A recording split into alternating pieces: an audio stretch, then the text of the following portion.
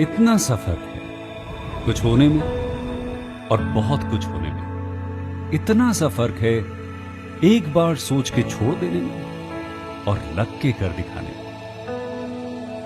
मान लेने में कि जिंदगी ऐसे ही कटेगी और सुबह 4 बजे उठ के सोचने में कि अभी तो बस शुरुआत है। किसी मैगजीन को हाथ में लेने में और उसी मैगजीन के कवर पेज पे होने में इतना सा ही तो फर्क है। वीआईपी सीट में और उसकी पिछली सीट में इतना सा ही तो फर्क है। वो जिसका मैदान ही खुला आसमान है वही कल जमीन पर तो था। पूछोगे तो बताएगा वो पंछी कि एक दायरे में सिमटने में और पूरी दुनिया को दायरा बनाने में बस इतना सा फर्क है।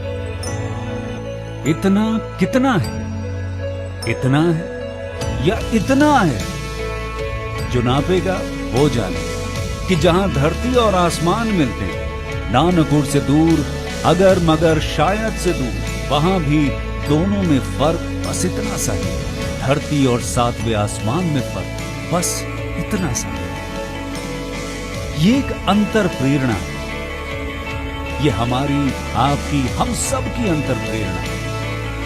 एक कदम, एक छलांग, एक बाजी, एक गहरी सांस और एक ललकार खुली हवाओं में कि हाँ मैं बना हूं उन फिजाओं के लिए, कि हाँ मैं बना हूं उन ऊंचाइयों के लिए जो ऊंची तो बहुत है पर नामुमकिन भी नहीं, क्योंकि मुमकिन और नामुमकिन में बस इतना सा फर्क है।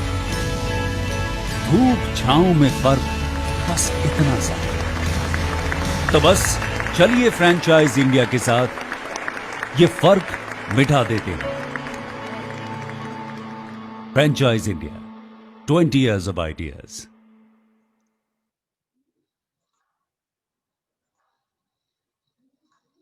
Good afternoon, one and all. We welcome each one of you to Business Opportunity Over Chai webinar series.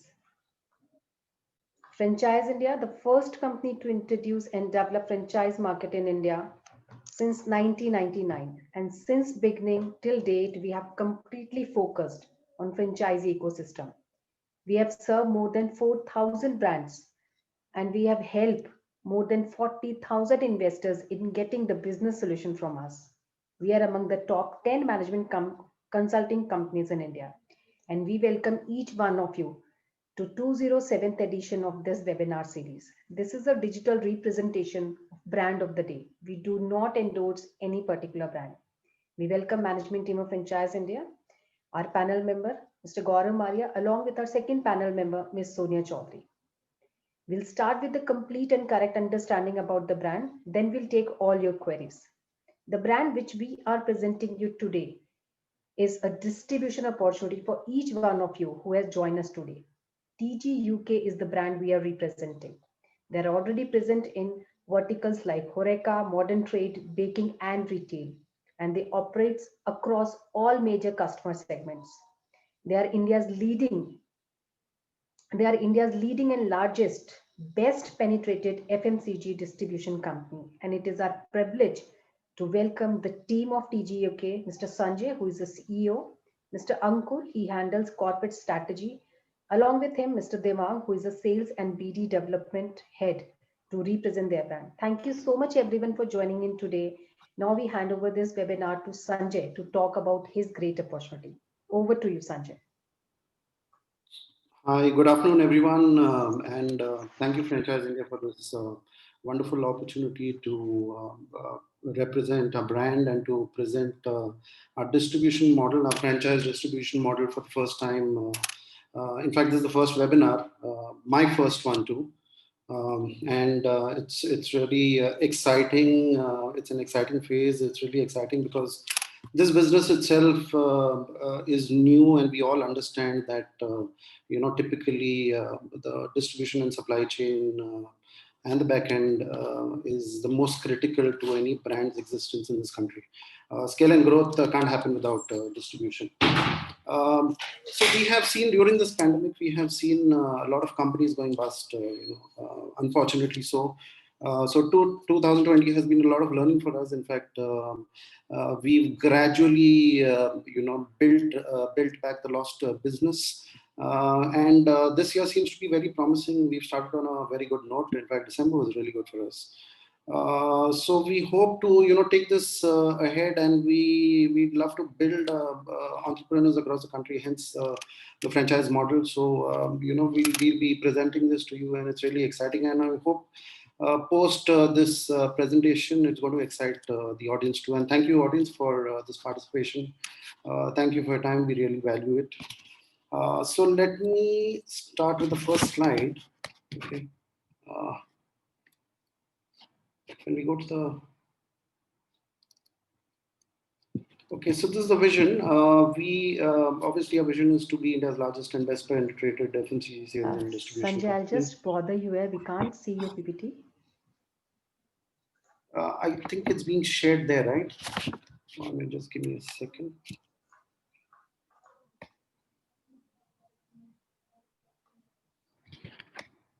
Can you see it now? No, we can't. Just give me a second. Sure.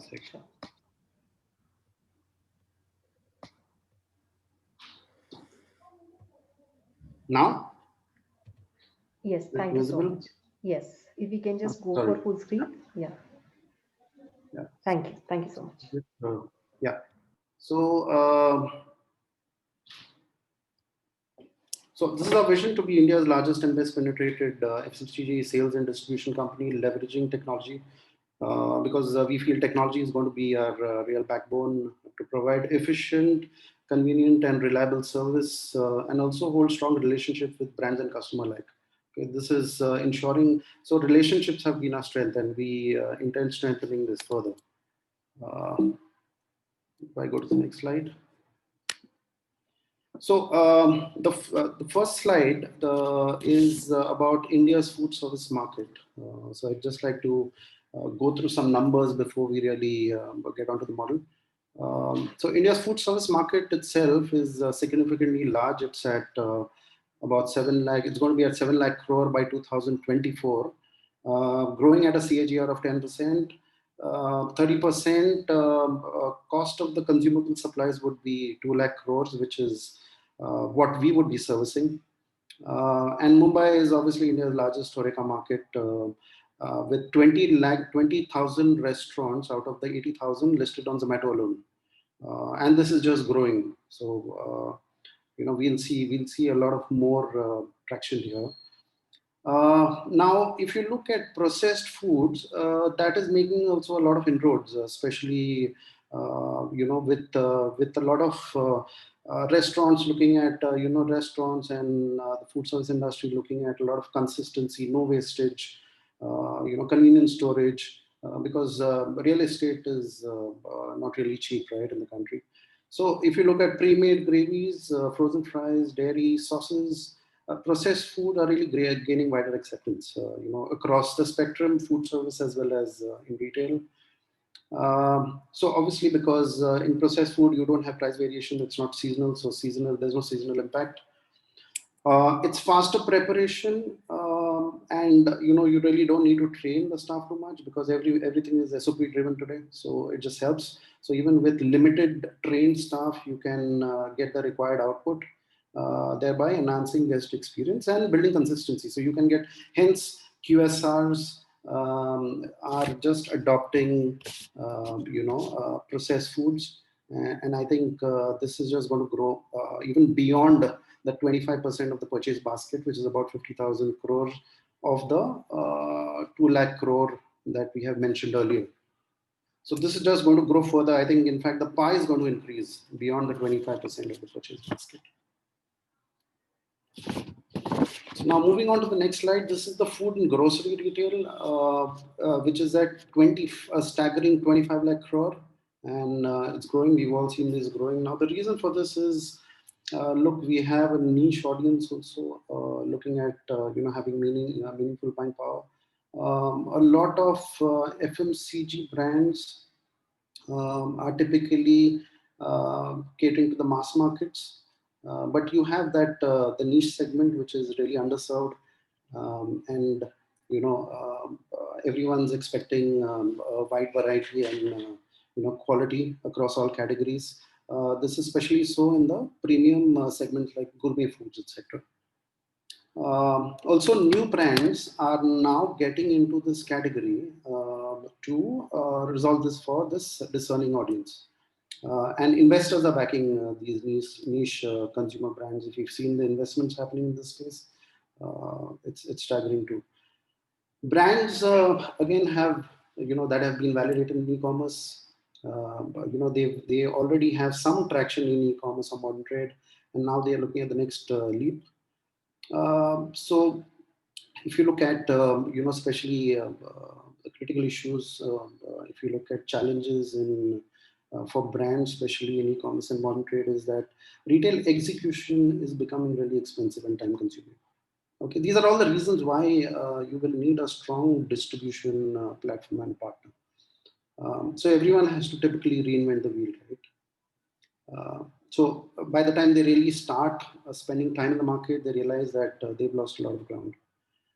So we feel that in this entire thing, in fact, in food services as well as grocery retail, distribution is the key. This is across the spectrum, but especially in food, I think this is a really growing category.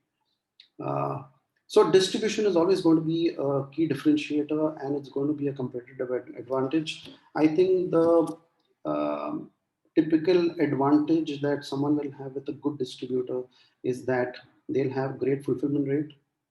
And I think as I say in retail, jo dikhta hai, wo bikta hai. So it's important that you have your shelves full. Now going to the next slide. So this is the need. So we just bucketed this into four categories, into four buckets. Why the need for a national distribution? See, currently distribution is pretty fragmented. It's either city-based or it is state or it's regional, but there's no real national distribution player, and hence we are really looking at the space. So if you look at we have emerging domestic brands, right? As we discussed in the previous slide, they really need national players to help them ramp up. See, a lot of them, they don't come with a lot of cash. Okay. At the same time, they don't really want to lose time. Today, time is money for everyone, right? So you have a lot of regional brands too who have gained traction in the regional space, but they really need to take this national, and that's because they don't have the distribution bandwidth. So to build sales and distribution from scratch in each territory is going to be pretty expensive, and again, there's no assurance of success, right? So hence, it's just one entity that they would want to really speak to, which is critical. Now, a lot of international brands, if you look at the international space, you have a lot of national distributors. So many of the larger conglomerates, the typical AMC, typical MNCs would really have a national distribution partner across the country. But in India, it's really difficult because you have this lack of infrastructure. You also have distributors lacking, their domestic infrastructure. So all this throws up the need for a real strong national distributor. Now coming to the new lines of business and products by large brands, they also need an alternate sales and distribution system, right? The minute you have these large FMCG players, the minute they add any products to the portfolio, see, everyone is into innovations, right? So the minute you keep adding, you really want to take this national, but it's really difficult to get critical mass unless you really have the distribution spread across. So again, the need for national distribution. So hence, I So think if I may add there, yeah. Sanjay, to give you a very simple example of when a Coca-Cola wants to distribute a new product line, they're not able to do, in fact, the Minute Maid product was actually launched by an alternative sales team, because in a large organization like Coca-Cola, for a new product to really get the attention from the sales and distribution system is a bit of a challenge. So in fact, in Bombay, we work with a company called Paperboat, which is a fairly decent sized company. But when they had to launch coconut water, they did not want to do it through their own system. So that's where this route becomes interesting. And we see several such opportunities coming our way from large brands who have their distribution, but need an alternate team to do a specific new product launch. Please Yeah, carry on, Sanjay. sure. Thanks. So just a slide on TJ UK. I think we built this food sales and distribution system since 1994. This is a good 26 years from now. And we are the leading HoReCa distribution company representing leading national brands, national and international. In fact, we've got likes of General Mills, Baskin Robbins, to name a few, Cornitos. That is because, see, all these years, I think there's been a lot of learnings, and the way the market has evolved dynamically. I think the company also has been able to do that thanks to Mr. K. Bhatia, who founded this company in '94, and he's the chairman of the company, and he's also the president of FSDA, which manages about 10% of Mumbai's food supplies, and he's also a trustee of the Mumbai Catering Suppliers Association. We just touched upon infrastructure. Why is infrastructure so important? So if you look at TJ UK, we have a 25,000 square feet of primary warehouse with 100-ton cold storage, engaging over 200 staff. So we have over 200 people at this cold storage. That's where the office is based too. So it helps, right? We've got about 25 multi-temperature vehicles, and we cover 50 plus brands having over 5,000 SKUs, and which is growing steadily by the day. And we'll see these numbers really growing the minute we go really national. So we do about 400 daily orders. Which is direct B2B, catering to B2B clients. We've got over 5,000 clients. And our network, see, this is our strength. Our network is over 15,000 retail outlets, which includes retailers, distributors, and super stockists. We also have a very, very strong and efficient operations machinery. So over 25 years, we've typically improved, obviously because of the dynamic nature of the business. We've invested a lot in technology. In fact, a few years back, we got in SAP to smoothen our operations. We also use, we've got an excellent Salesforce automation system and a distribution management. So this also helps us, see, with the number of SKUs we have, it also helps us be on top of things, because shrinkages, etc., in such a large facility could really drain you financially.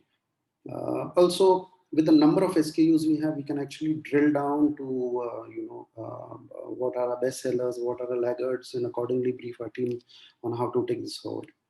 So the brands we've built, just to name a few, over the past 20 years are Cornitos, Baskin Robbins, General Mills, and McCain's. We are by far the largest distributors in the country. Now, this is where we operate. These are the segments we operate across. We've got multi-cuisine restaurants, clubs, bars, five-star hotels. We've got residential hotels. We've got quick service restaurants, fine dining, college and corporate canteens. So if you see, it's right across the spectrum, including flight caterers, and banquets. So catering used to be a significant part of our business. Unfortunately, demonetization and the pandemic has set us back. But we are now building the business back, and it's hopefully with COVID going off our backs, it should be better.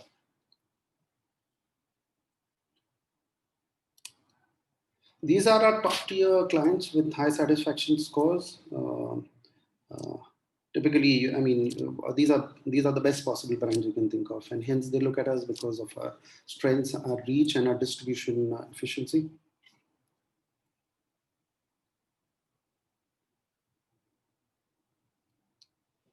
And these are the brands that we cater to. These are the top of line brands. In fact, they are all national brands, so to speak. And there's a laundry list, but we just had a slide, so we just put in the top brands. Now, See, distribution, typically you don't have franchise distributors, and this is where we thought, there was an opportunity. You typically have franchising in services and in brands, and we just felt that as a services brand, TJ UK had the opportunity to franchise this and build entrepreneurs across the country. And today, if you look at it, why franchising? If you look at the value proposition that typically any franchisee would look at in a distribution model, would be excellent returns, of course, would be a ready basket of brands from day one, because to really build this business takes you years. But imagine if you can get all these brands in your portfolio from day one, it's really easy, right? You have a complete playbook, which is you have all the SOPs in place. You have all the details, all the figures with regards to margin, inventory, and credit management. We have all the SOPs in place. We typically know how to negotiate, so even the negotiation bit. So you don't need to be a real distributor to become a franchisee. Okay. You can just be trained, because there'll be a lot of hand holding. So if you look at even the break even, in fact, break even takes a lot of time in this business. But when you get into a franchising business, with all the expertise that we really impart, it can happen in no time. We'll come to the slide where you'll see the investment versus the payback period. Also, we have a very strong sales team who've developed these relationships for the past over 20, 26 years. This, this can just, business can just migrate to other territories. It's just adding territories, right? When you add territories, the brands themselves, they would like to, typically speak to one distributor rather than 15 or 20 or 50, which is the case now. If you look at our franchise business, we already have 5 currently beyond Mumbai, and all this in a matter of 2 years. That too, without us going to the market. These are the franchisees who actually, approached us, and then we thought about, this franchising model, and we feel it's a really strong model. So why TJ UK? I think this is a question which needs to be answered, and I'm sure you would want to do that. So relationship with brands, right? We've got relationships over 20 years. Being the largest distributor here, and typically most of the brands are housed here, and Mumbai is a key market for them, right? So since we manage it so efficiently, they would want us as partners across, and hence we can leverage those relationships to distributors, to our franchise distributors. Also, the whole idea of claims and stock dumplings, etc., there could be a lot of learning which we could impart. Now it's typically all about portfolio economics. It's all about how do you manage your margins vis-a-vis your volumes. Look, you can have high volume business, but really low margins, which won't get you anywhere.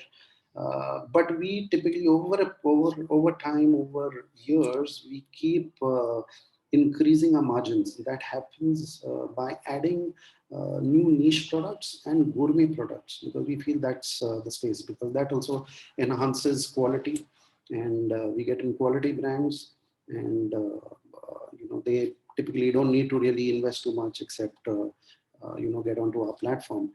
So that really helps them. That's also because we are able to supply consistently, efficiently. Now, if you look at typically during launch, when you set your business up, I think that gestation period is a problem. Also, setting up is not really easy. Right? That's where we come into play. The entire team would be there for any franchising, and there would be hand-holding, I think, all through. We would develop the market for you. We would manage the sales for you. So all that you need to do is just ensure the orders are delivered. What better business than that, right? If you have everything on a platter. So we have all the best practices with regards to warehousing, logistics, and credit management, which we can really train franchisees. Technology we've discussed, we've got all the softwares implemented, and that itself will probably help keep the manpower requirement really tight, and hence better profitability. Also, it's a data-driven approach, so it's not real gut feeling, but we really get down to numbers, to brands, to volumes of the brands, to margins that the brands deliver, and hence we can, build that business over a period of time for better profitability. Because the business is all Sanjay, about if I profit. may add a particular line here, just go back previous. So one of the things that we believe is worth highlighting in This this business model, yeah, is the relatively lower risk of operation. For example, when you look at consumer brands, whether it's in the retail space or in the food service space, a restaurant model might not necessarily always scale up. The consumer demand is still a variable that you cannot always predict. But in this case, the macro level food service industry is bound to grow.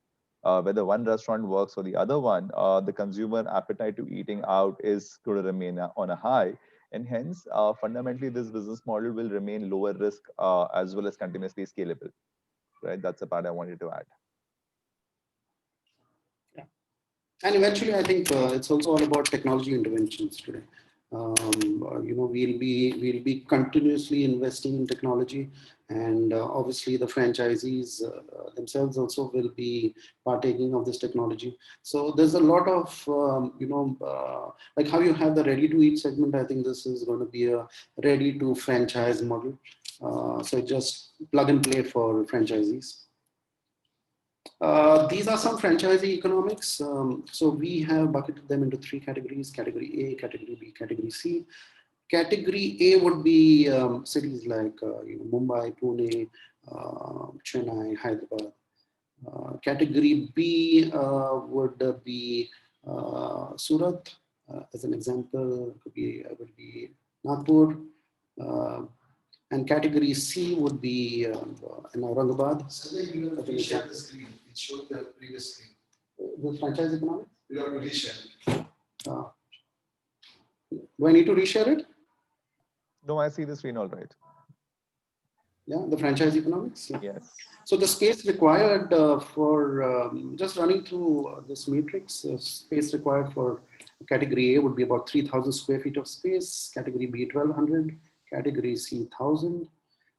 Partnership fee, which is a franchise fee, would be 20 lakhs in category A, 15 in B, and 10 with C. You see, that's it. And 10 with C. The initial capex, in fact, this is the setup costs of the infra would be 25 lakhs, 22 lakhs, and 20 lakhs.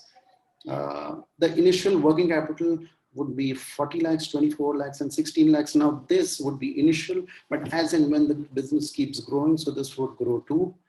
So that's just a word of caution. This is just the initial working capital cost. So this would include, your initial stock as well as your credit in the market. The year three, we put in year three revenues because, obviously at a startup stage, those are negligible numbers. So we projected 20 crores and this is easily achievable, 12 crore and 8 crore. So the year three EBITDA would be 4%, which is 80 lakhs, 4% in category B, which is 40 lakhs, and 22 lakhs, which is 3% in category C. The ROE is all greater than 30%, and the payback period is 18 to 24 months. I think that's the beauty of this business. And as you keep scaling up, it just keeps getting better and better. Today, working capital is, it's easily available, right? If you have a pretty strong base of business. So, well, thank you. And we'd love your comments. Thank you, Sanjay. Great presentation. So let's start Hi, with Gaurav. some. Hi, how are you? So a little deeper understanding, on the business model while you've given this great presentation. So this is essentially going to be on certain categories and certain brands which you have already some kind of relationship. So if I start with the current relationship you have, because most of the other cities, they would have somebody doing HoReCa. How would that work? Would this where we be conflict of distribution, or you have taken some mandates from brands to really give you some rights in the other cities also? So it's a chicken and egg situation. I think, see, most of the brands, they're so comfortable with us that they've been there for years over here. Knowing our strengths, they all want us to take various territories. For us also, it's important, we get the right partners, we get the right franchises, because it has to mirror the TJ UK experience, right? It's an experience, right? And they'd also love to have one national player. Obviously, they'll have, it's not that they don't have distribution, they have distribution, but they won't have it in these volumes. Okay, but they've all committed to give us certain smaller markets, obviously, which will grow over a period of time. And they all have challenges, right? I mean, everyone is for. Yeah. Yeah. You're working with everybody, So we've got our relationships, with these brands, and they are just looking forward that we enter these territories. Like the existing ones, the 5 franchisees that we have already have most of the brands on their platform. So to just answer a little more specifically here, a couple of more pointers that happen. So since we talk about basket economics, in some cases, for example, if there's a brand which is into French fries, which is not available for us in a separate city, we know the second best guy will still be available. So from a franchisee partner perspective, his basket still does get complete. So that's one thing I wanted to highlight. Yeah, I think Gaurav's point was whether the same national strong brand would want to really go with us in other markets when they already have someone, right, Gaurav? Yeah, absolutely. And I think this is no brainer. This been a very inconsistent HoReCa supply business, both from supply chain, from aggregation of brands, and a single window supply to all the HoReCa players. So that's a big problem, which continue to be even in the most mature cities. I certainly agree with you that there's a humongous amount of opportunity of being a single large supplier who can bring better efficiencies, both for the HoReCa players and also for the brand owners to bring better predictability, because our brands are finding it extremely challenging for bringing predictability of consumption. So HoReCa is a very, very different. Sometimes the small local distributor is also trying to supply, and the price variants would come in the market, and especially independent players would then tend to sometimes switch and shift to whatever schemes are going on in that movement structure. So my second question is really about this is a shift market. Wherever market you will enter, you will essentially somebody is buying from somewhere. What would be our one or two important aspects to shift them to us and then continue to retain them with us? And because you've done successfully in Mumbai, what would be your say on this?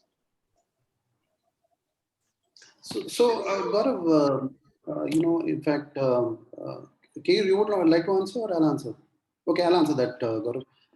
See, Gaurav, I think that's what Ankur had also touched upon. Yeah, Keyur? Yeah, so basically, hi everybody. So, hi. So basically, the way things have happened in Mumbai, for them to get a distributor who understands the nuances of the market in a certain fashion and has the infrastructure and the ability to enter into those markets is hard to find. That is what, when we say that, we will give you an operating playbook, our operating playbook is very different than an average distributor's way of operating or approach to the market. And that's why we are preferred partners. Currently also, amongst the 5 centers that we've opened, they had an existing distributor for those territories. But, as soon as we opened our first franchise in that area, we got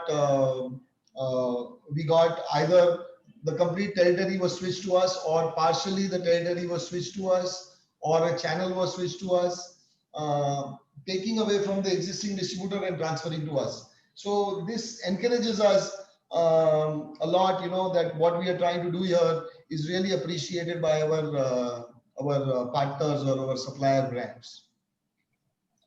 So I'll just like to add to that, Gaurav. See, when I was with Baskin Robbins also, I think we were also at that time looking for national player.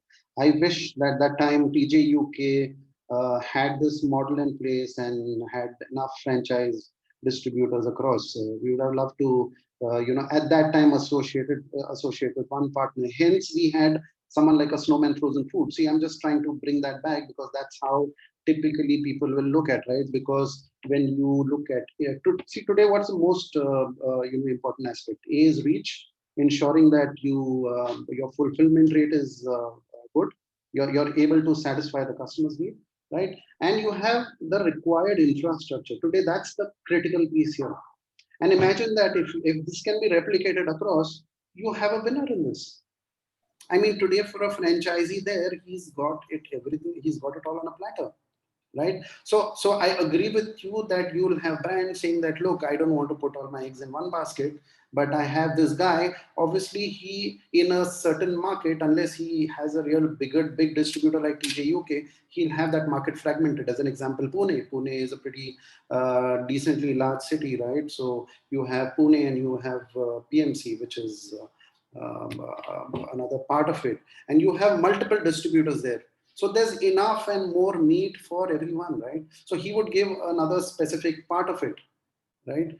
And then over a period of time, he would, they would always see like which distributor is better. Why not, if this guy is more efficient, why not migrate this? So this churn keeps happening all the time. I mean, we've done it all, right? As brand being on the other side of the business. See, everyone wants to grow, Gaurav, and for this growth to happen, the supply chain, the backbone, and the sales and marketing is extremely critical. In fact, that is something we've recently added. We've got an arm that also does sales promotion. So today, as a brand, we have. So when a brand comes to us, why I'm explaining this, I think it's because it's very important that when a brand comes to us, the brand comes to us with a solution, right? They don't come with an entire team. So we tell them that, look, we've got our reach, we've got our people on the ground, we've got the expertise to manage other brands, so we exactly know how to market this product. So listen, you just ensure you innovate, you churn out the products, and we will reach this out to you. I mean, they also have a sort of a ready business, and for them, it's like there's hardly any gestation period for them. So it works both ways. No, absolutely. It is a big problem. I was talking to one of the largest Horeca brands. It's actually a French company, and they have been having a historically importer. Now, these importers are typically would import only when the demand generation is done. So they don't have really consistency on that. And they were looking at somebody who can be a national player, who can really come down to help them in doing it. And this is not a problem with one, because especially Horeca, you have a lot of imported products also come in, and these importers are, we all know them, which are the key importers in India, but they have no distribution capability. So they would then do a fragmented micro distribution in the market, which never builds a share. I mean, and the companies which would have $1 billion Horeca business in one country, in India, they would be struggling with 20-30 crores and would not make a financial sense. So I think there is an absolute need to create a larger Horeca distribution play, which would then be and it's also very different buying experience, product, SKU mix, everything is very, very different. And that's something which you're trying to solve. So before I go to the next question, I would also like, Sanjay, you once again repeat which cities are priority for you. So our audience can really go out and write if they are interested in that city. So they can go out in a Q&A box and talk about it. And then Sonia can probably later take it and take a filter from you. So which are the important, say, 5 or 7 cities which you are immediately looking at an opportunity to get in? Okay. You'd like to take this? The cities that we are immediately looking at is Goa, Jaipur, Indore, Bangalore, Delhi, Hyderabad. Chennai? Yes, Yeah. so all the big cities, as an example, all the metro cities for sure. But besides these cities, this business is so nuanced, because it's so food service specific. So Goa, which would not typically be on an FMCG map, for us becomes an important city. Jaipur also, which is not ranked as a top city, but is comparable to a big city, a metro city, in terms of its consumption, because the food service business there is very large. We have lots of hotels, restaurants, and caterers. Another, I would like to add another point, Gaurav. You made a very interesting point, but I would also like to bring to the audience's attention that, in our model, not only do we service food service, but we are very aggressive in retail as well. So for a brand owner or a distribution partner or a distribution outfit, they get to address the entire market. So the volumes goes up. For the brand owner also, it makes life a lot easier, because instead of going to two different distributors, one for food service, one for retail, one for modern trade, typically that's how it works. One for bakery, they can just go to a TJ UK and one-stop solution for them. At a single shot, all their markets will get serviced, which for us means more business. Yeah, but it's a tricky part to have all four, because supply chain life cycles are very different, and sometimes the product mix and the sizing is very different. In professional line, you would do a different SKU mix. In retail, you will do a small different SKU structure. So very few companies would be able to. That is our expertise, yeah. So that is what our expertise is, that, we combine the whole thing in a very, very profitable and efficient way. And that is what sets us apart. And that is what, gives us great top lines and great bottom lines. So even Gaurav, typically, if you look at even the products that we manage, okay, they are all multi-temperature products, right? From frozen to chilled to dry. I mean, if we have that infrastructure, we have those vehicles, we have the ability to manage those products, right? So I think that's another advantage that we would have over competition. And so this One is my little point question. on that specific matter itself. Since we're looking at retail and HoReCa as a combined mechanism for servicing, you would notice most retail distributors provide a weekly delivery mechanism. They have a beat and they have the limited infrastructure. Now, our vehicles actually span the entire city of Mumbai every day basis. What that means for brands is they have a much better fulfillment experience on retail. And what that means for retailers is they actually don't have to stock up for 7 days. So their inventory turns as well as working capital utilization gets that much better. And we're able to do that because we're combining our HoReCa deliveries with our retail deliveries. Yeah, Ankur, this is a good point, but my suggestion would be that maybe the franchisee don't start with both initially, because the kind of capex at this stage which you would have deployed in Bombay would be different to what a franchisee might start with. He might not be able to do the fulfillment, and then the companies really complain that my stock was not available at the retail, especially general trade. General trade is very different animal to handle.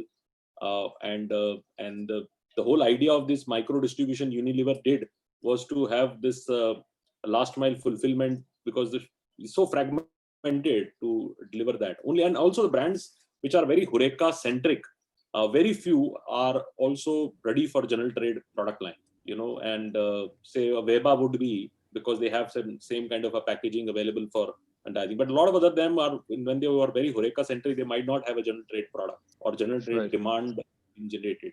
So my next question is this capex of 25 lakh rupees which you do, is it largely, what I understand, is delivery capability or warehousing capability? Devamai, you want to take this?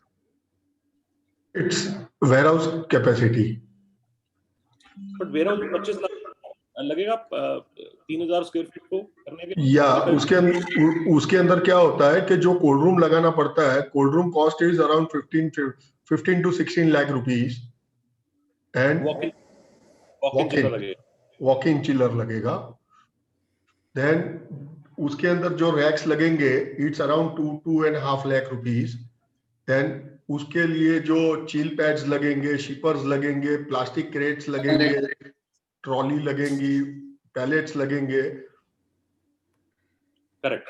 So this all includes in cold storage capability, and you put in the walk-in chillers and so on, so they are expensive product, but it's all and capital equipment can if you have a financing option available. Yeah. My next question is really about and maybe Ankur you can answer, because what is the life cycle of reaching to a point where you can reach your optimum capability? And very important point Sanjay really highlighted, which I should again repeat, is that this is working capital. You can start with this notion, because if you want to really build a 20 crore business, and with the credit line in the market, there is a lot of money to be thrown in the business. Yes. So my question is that what is the life cycle quarter to quarter you can reach to an optimum capability, and what is your, when you reach the third year peak capability of say 20 crore revenue realization, what kind of working capital it will mean? So typically, the very back of the envelope calculation, you should be prepared to infuse about 2 months of revenue worth of working capital at any point of time in the business. You'll maintain about 15 days of inventory. The larger accounts, when they come in, they expect about 45 days of credit. You could, the way we design a retail portfolio is to include a slightly smaller working capital cycle. But on an average, as a business, you should be prepared for between 45 to 60 days of working capital. You could get a certain amount of trade finance from banks for this, because looking at your books and profitability, there's a meaningful room for bank-based leverage. But at the same time, that will not entirely cover. So it will continue to consume cash flows. So while it can become a profitable, healthy business in a matter of 12 to 18 months, it will continue to need additional deployment of cash. So my if I'm not wrong, if you want to do a 20 crore annual life cycle of business, you should be prepared to do anything upward of a 1.5 crore to 2 crore kind of a working capital. Is it a right assumption to? Yes. It could be partly leveraged, though. You don't necessarily have to put all of it in equity, but that's the number, yes. It's actually an option for a franchisee to really look at either cost of capital you can save if you have your own funds to bring in. Then obviously you can save cost of capital. Otherwise, you can put a cost of capital. Obviously, the money has to be vended. But this fund, working capital finance, is very easily available from all channels of funding. But to begin with, you can start with about 30 odd lakh rupees, 40 lakh rupees in a bigger city, and then you can start with smaller ones and 24 lakh rupees, which means that at that level, your volumes would be 2x of that. That's something which I understand that you will be able to do this. And I think in the end of the day, it's a stock throughput which would come and has a and then if you get a credible players like the Marriott hotels and likes of them, then you are very certain about your payment cycle, but they would take a little more credit than a regular. So Gaurav, hence, if you manage to do significant amount of retail business, I think that can cut this down, because it's not so food service is something that takes a lot of cash, but then retail is something that will help your cash flows. It works reverse, because there's no real credit there in the market. That's what probably It depends how to balance the business. If you have that ability to do that, I think you can save it.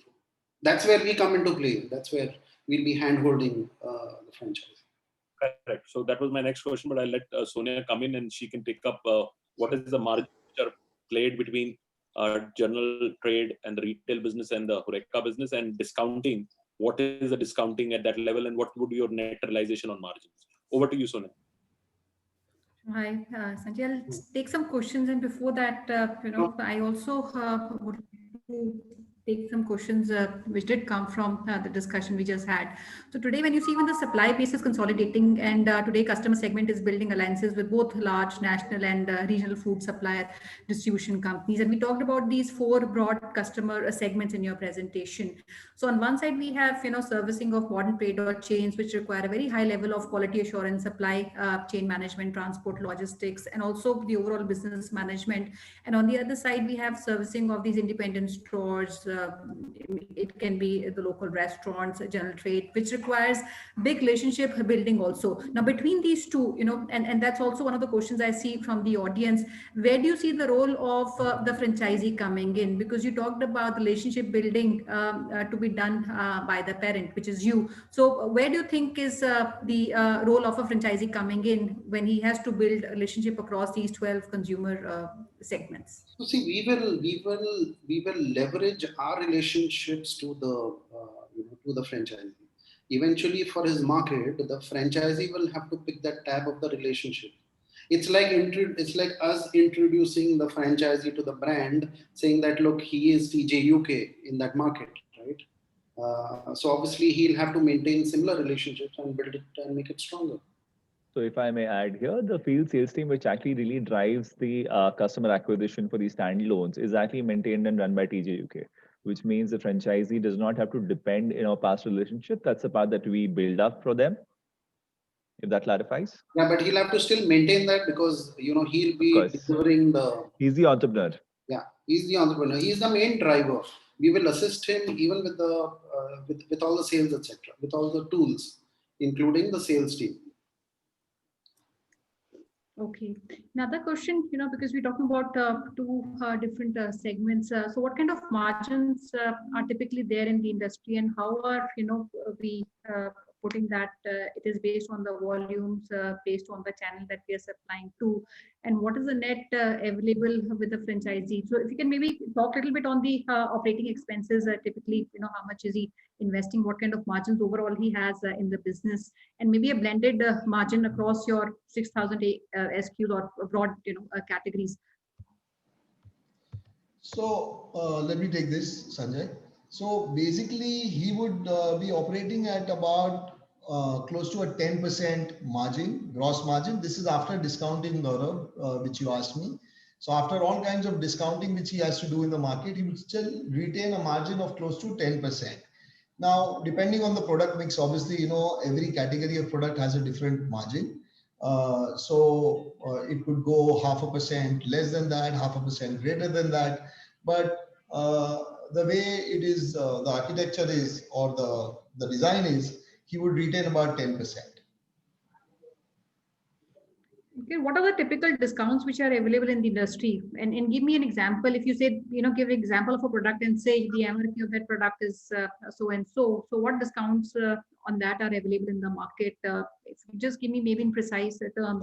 Do you mean, is your question addressed to what is the total margin from the MRP? Is that what your question is, or what is the distribution margin? Distribution and MRP both, when you supply. So again, depends on product category to product category.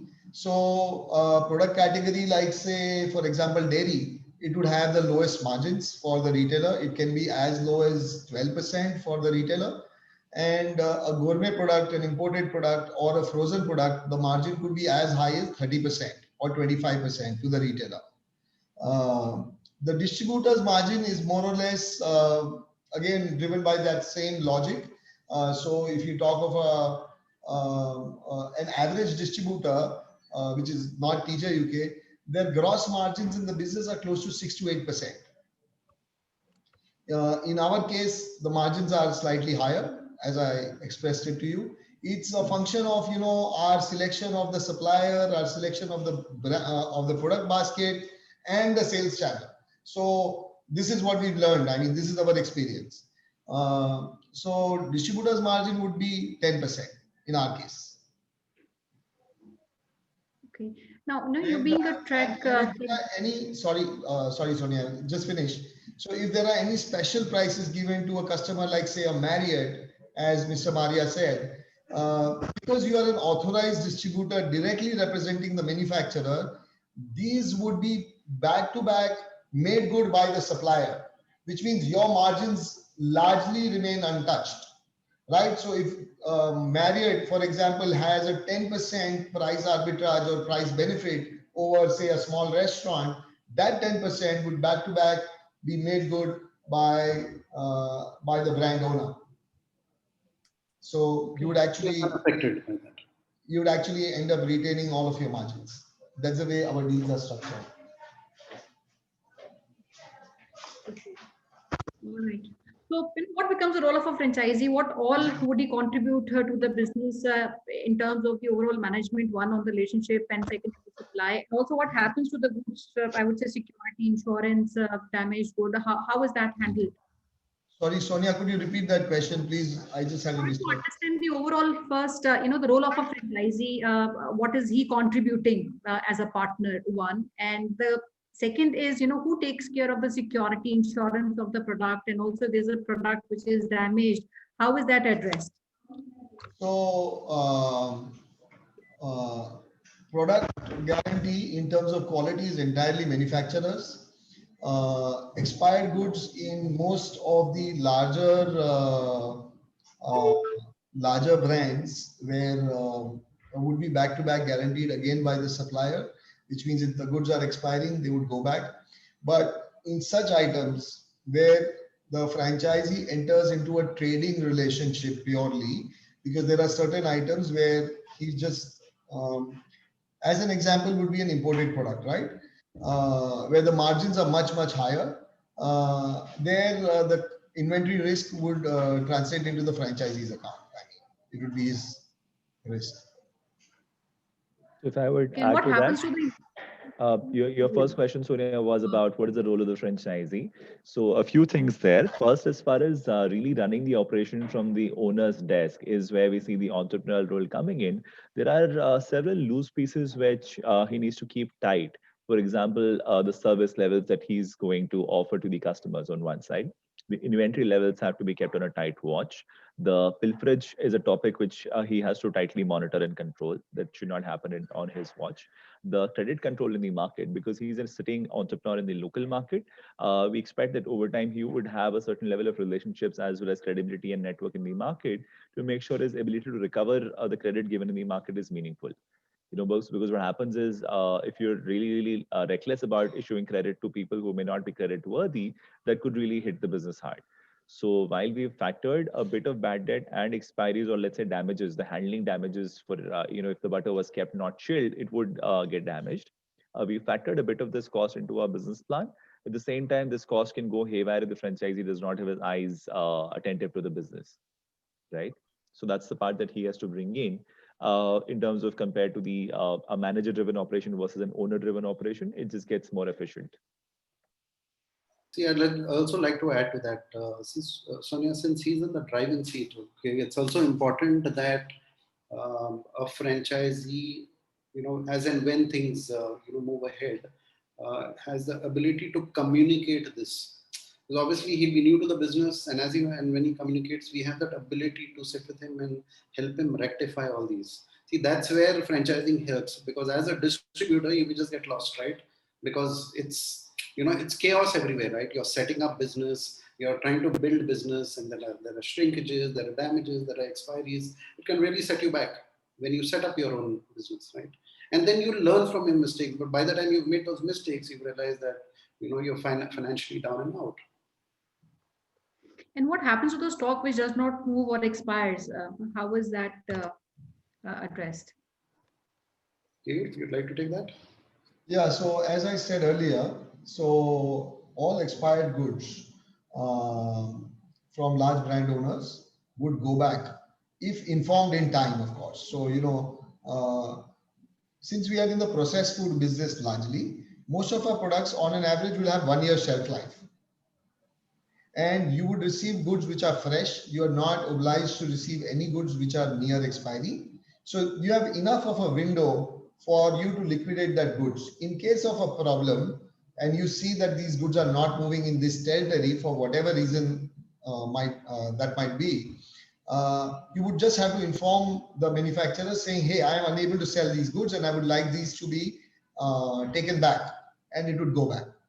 And I also gave you an example of an imported product where the margin is going to be much higher, where you are essentially taking the call. However, we would help them in all of this, right? I mean, that's where our role is as the franchisor, where we would say that, okay, this is what you should be storing. So we've got a process for inventory management. We call it an autopilot, where, there is, it defines every category of product and, what is the kind of inventory you need to have.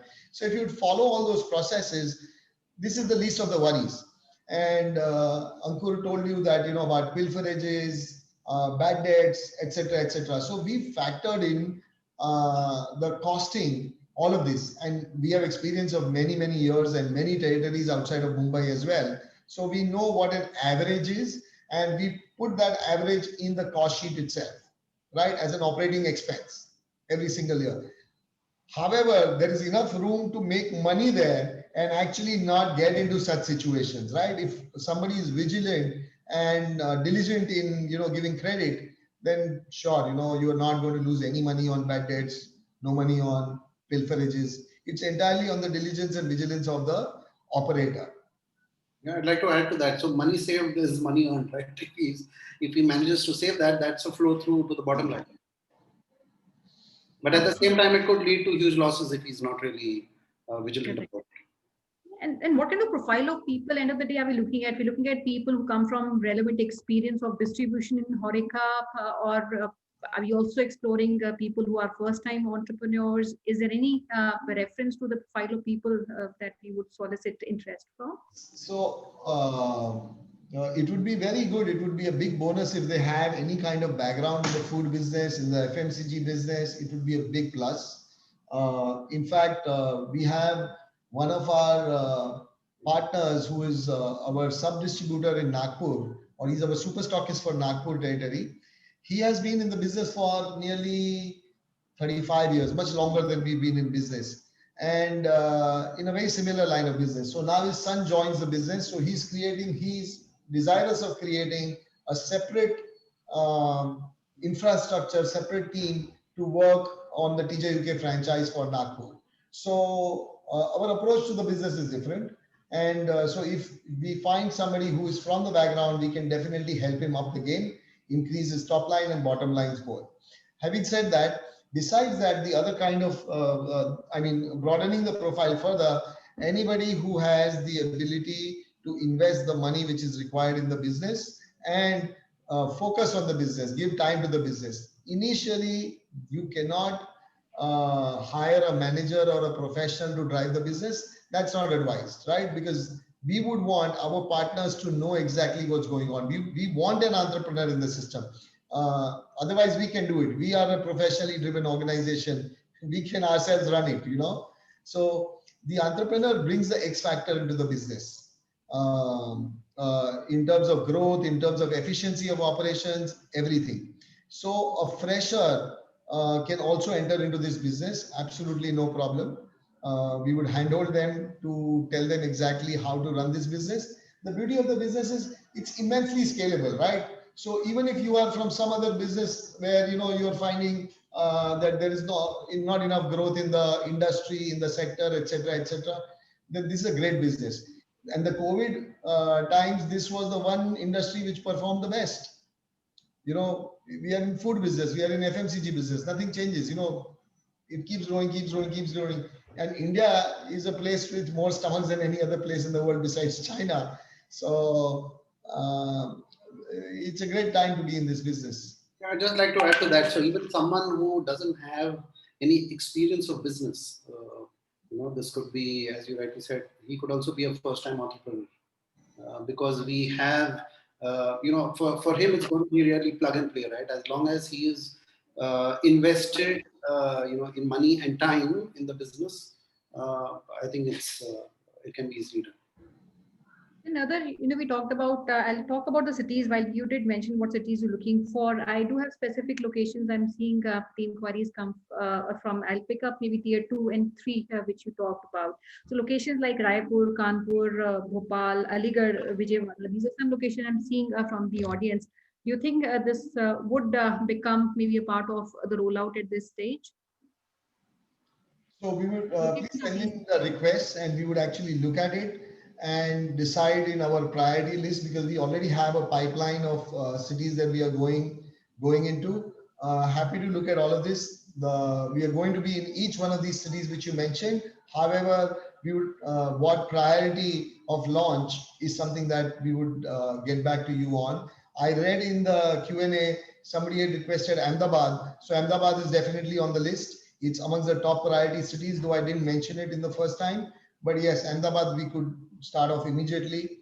Raipur is another city which is extremely interesting. So what we are seeing is that there are lots of if I may call them category B towns, which are growing, which actually have a far greater growth rate than the bigger cities.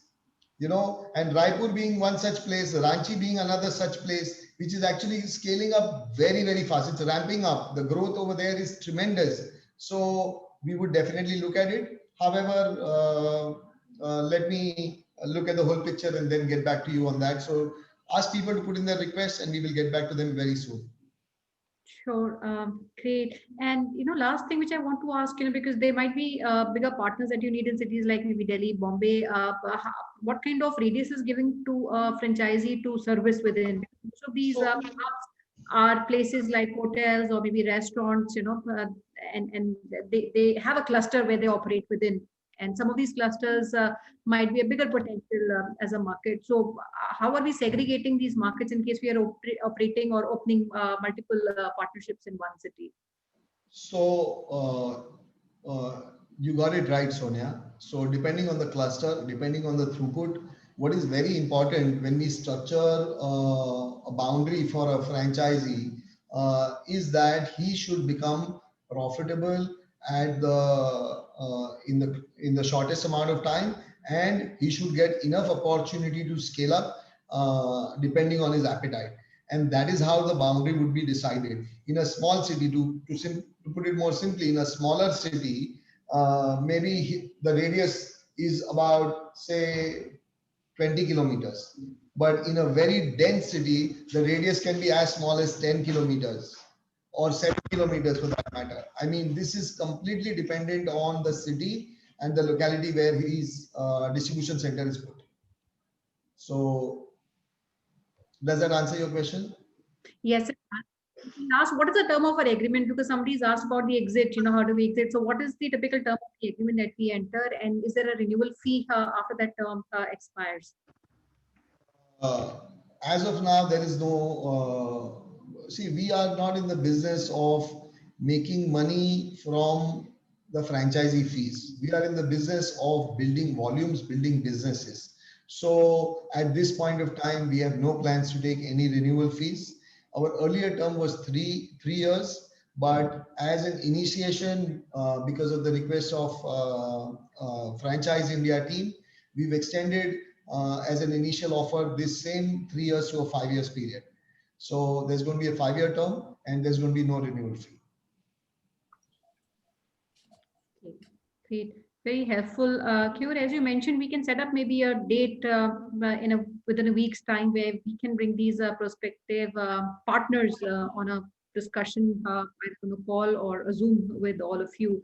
Would you want to suggest maybe a date which you think is convenient for you to get on these calls? And we'll take with the next few days to filter down the interest and the locations where the interest is coming from. So either next Tuesday or this Friday would be 2 open windows where I could create meaningful time for most of our crew to be available on those days. All right, great. So next Tuesday would be better. We'll give a lead time. So let's keep this on. What is Tuesday looks like? It's on 12th of January. We're going to be holding a detailed discovery day, and our teams all over India, which are now in about 80 plus cities, will work hard to really shortlist people by their profile and then present it to you for your review. And if you feel the candidates are right, and then we can pursue further in terms of closing the relationship. All right, sounds good. Any last words from Sanjay, starting from you? Sanjay is on the other side now. No, I think, Gaurav, thanks for this opportunity. I think also this, I think this distribution business can just get bigger and stronger. I've always felt, why there's no national player, and and this is happening, right? So I think. Actually, I met them, and sorry. I met one company out of China. They operate out of Hong Kong and mainland, and this is about a $10 company, purely Horeca only. Yeah. That's a whole. I mean, I've been on the other side, so I know the challenges. And distribution used to always be a pain point across. And I used to, in fact, tell Keyur, why don't you, take up some more distribution across?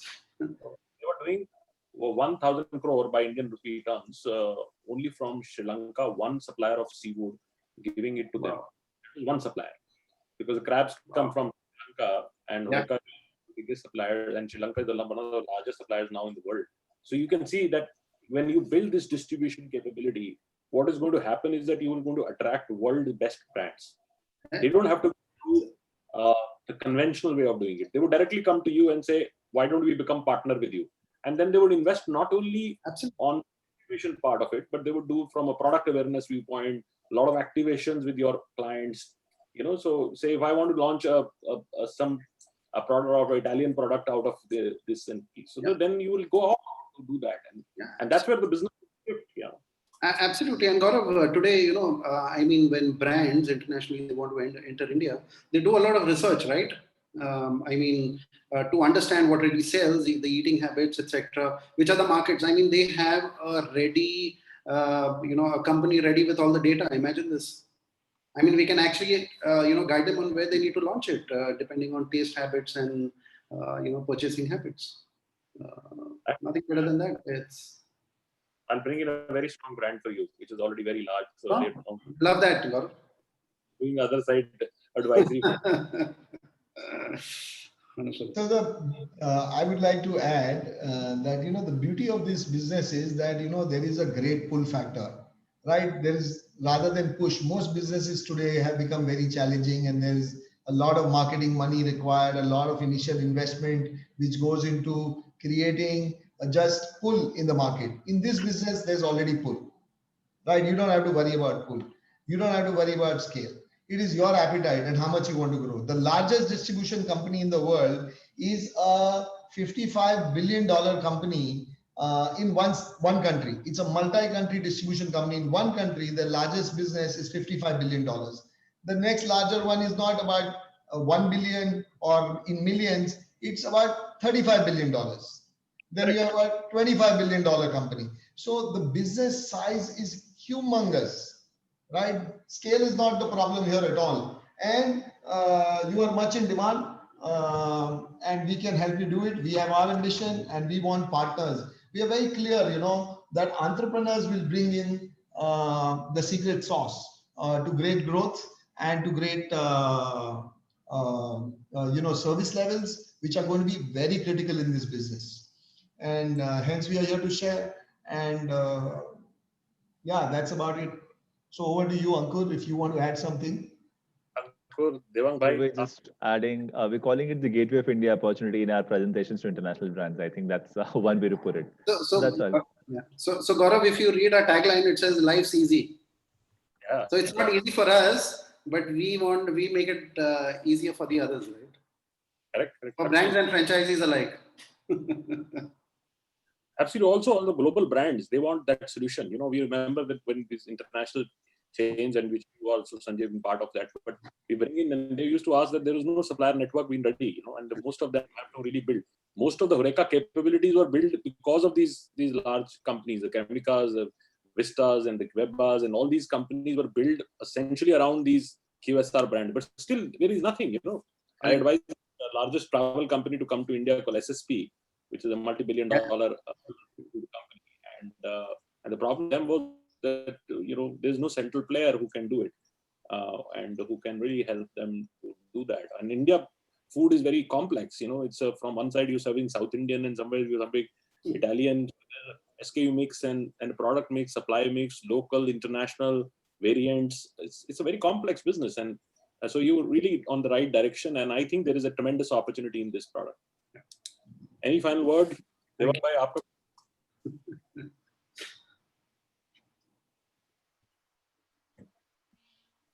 Excited. We're all excited. We're all excited to move ahead. Over to you, Sonia, for your last remarks. Just like to thank you so much, Sanjay, Keyur, Ankur, and Devanshi for coming in today. It was really very, I would say, educational presentation. And a lot of queries we were able to address. And friends, for all of you who are asking for the number because you want to reach out to us, we've already put a number in the chat box, which is the hotline number. We would request you to send your inquiries. Do mention the city that you are in, and also if you have a property or a warehouse present in that city, it's helpful if you get that information. And Tuesday is when we'll block your time with the team and fix maybe a half an hour slot with each one of you. Until then, kindly reach out, and we'll also have our advisors who will speak to you in the course of the next 4 to 5 days and fix these slots. Thank you so much. Over to you, Archana. Thank you so much, entire team of TJUQ, for joining in today. Thanks, everyone. Thanks, our panel member, all the dear participants. Please do reach out to us at our business hotline number, which is 97176-83838. You can also share your suggestion, feedback at the same business hotline number. You can connect with us at our Facebook page of Franchise India Brands Limited to see all the previously done webinars, brands representation, and different franchise summit we have done. You can get in touch with management team of Franchise India at their respective LinkedIn IDs. And tomorrow, under Business Opportunity with Chai webinar series, we present Wooden Street. That's the brand we are bringing for each one of you. Please join us by doing the registration at the same business hotline number so that you get a confirmation mail and link from our side. Thank you so much once again for joining in today. Have a great day ahead. Thank you so much. Thank you. Thank you, friends. Have a great day. Thank you.